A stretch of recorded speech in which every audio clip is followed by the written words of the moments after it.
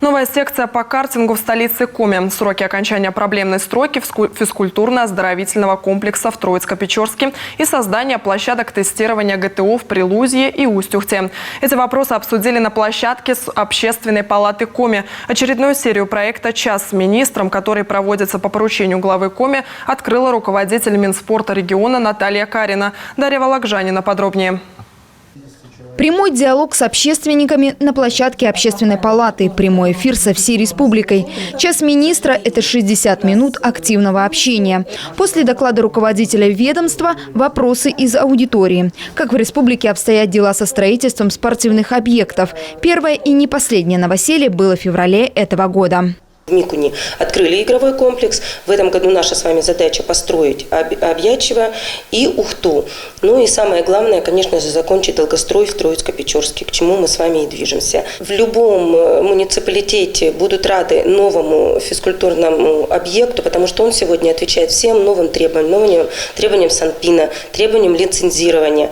Мало объект построить, нужно набрать еще и тренерский штаб. Сегодня в спортивных школах и физкультурно-оздоровительных центрах трудится больше 600 человек. Но в регионе развивается и инициативное наставничество. Люди, неравнодушные к спорту, набирают небольшие группы. В столице Коми, к примеру, развивают адаптивное самбо и дзюдо, а в Визинге – бокс. Эстафету подхватили в Усть-Уымском районе.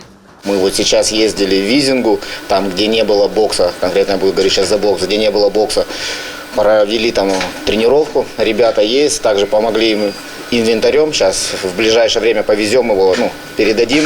Также со мной связывались из Жешарта, ребята тоже хотят, там также нету бокса, также связались со мной, есть залы, также поможем инвентарем и думаю, там тоже скоро будет секция бокса.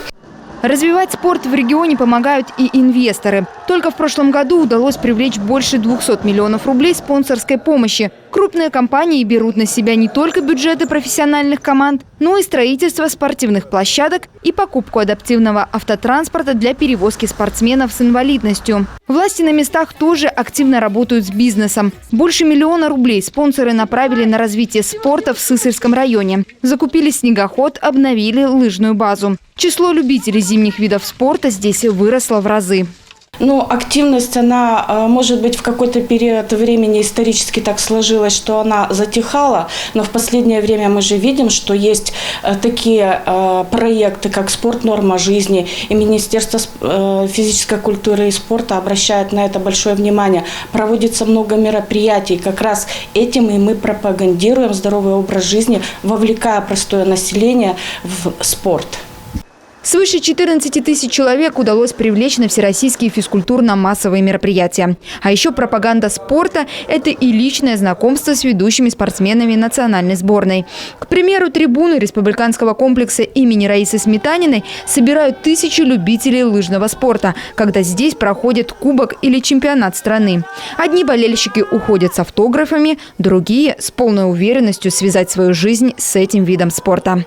Дарья Вологжанина, Виктория Палкина, Павел Люлянмин, телеканал Юрган.